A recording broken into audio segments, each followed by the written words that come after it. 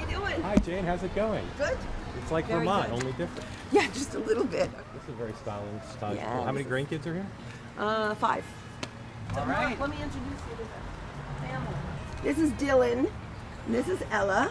This is Sunny, Riley, Grayson, Rainey, Levy, Mark Halperin. Dylan, can I ask you one question? Does your grandpa ever do an imitation of a monster? You ever seen that? What does it sound like when he does it? I've heard your grandfather do this. Ready?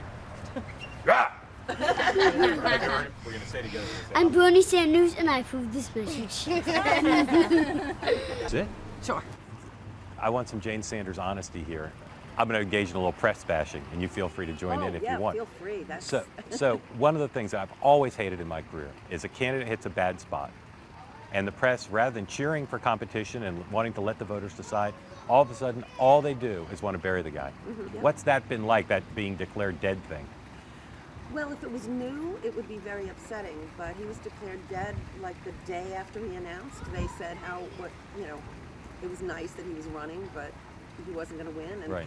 The media, as you know, didn't cover him you guys, I think, were the only ones that actually seemed to cover him and talk issues. It's frustrating, and I think it's bad for our democracy. I think after this election, the media is going to have a little bit of self-reflection and not just looking at our race, looking at all the races, right. back and forth. It's always Hillary Clinton is going to win no matter what. Right. They say it all the time. The presumed nominee.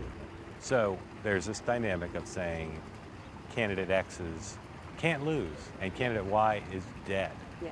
I've noticed maybe some frustration in the candidate's reaction to the reporters asking him, why are you getting out? Well, because they never ask about the issues. Yeah. And no matter how many times he says it, and he says, let me answer, here I am, let me answer your questions. And the question is always, when are you getting out of the race? No, we're not getting out. I mean, it's the story of Bernie. When he's committed to something, he doesn't give up. So he just goes. We're hoping that the votes are in the hands of the people, and right. they're smarter than what they're hearing. And we know anything can happen in politics. Yeah. So.